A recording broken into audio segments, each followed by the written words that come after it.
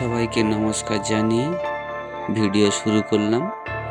এই যে গাছটা দেখছেন এর নাম ইপিল গাছ এবং আমরা একে গ্রাম বাংলায় সোয়াবুল গাছ নামেও চিনি। এখন গাছে ফল ধরে আছে দেখতেই পাচ্ছেন, আর গাছটা খুব সোজা নয়, গাছটা শুয়ে আছে। এই যে গাছের পাতা গরু, ছাগল, ভেড়া এই গাছ পাতাকে খেতে খুব ভালোবাসে এবং এই গাছের পাতায় খুব ভালো পুষ্টিকরও আছে।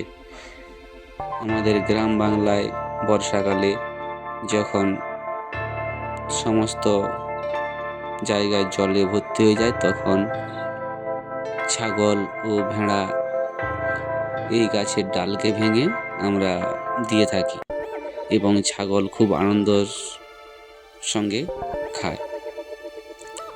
এছাড়া এই গাছের আর তেমন কিছু কাজ হয় না এবং ফার্নিচার কাজও খুব একটা ব্যবহার হয় না। যেমন এই গাছের কাঠ দিয়াশালাই এবং প্লাইউডে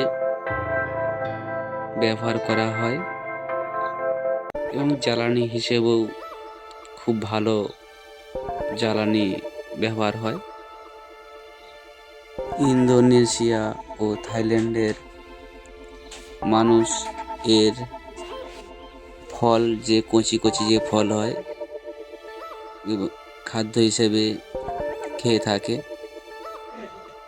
এই গাছ 20 থেকে 25 মিটার লম্বা হয়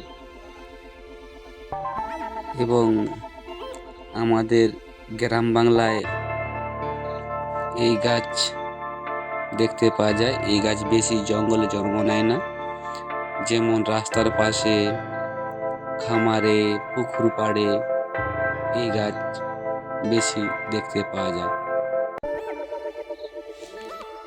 এছাড়া আমাদের গ্রামের মানুষ এই গাছটাকে খুব একটা যত্ন নেয় না, এটা এমনিতেই যেখানে সেখানে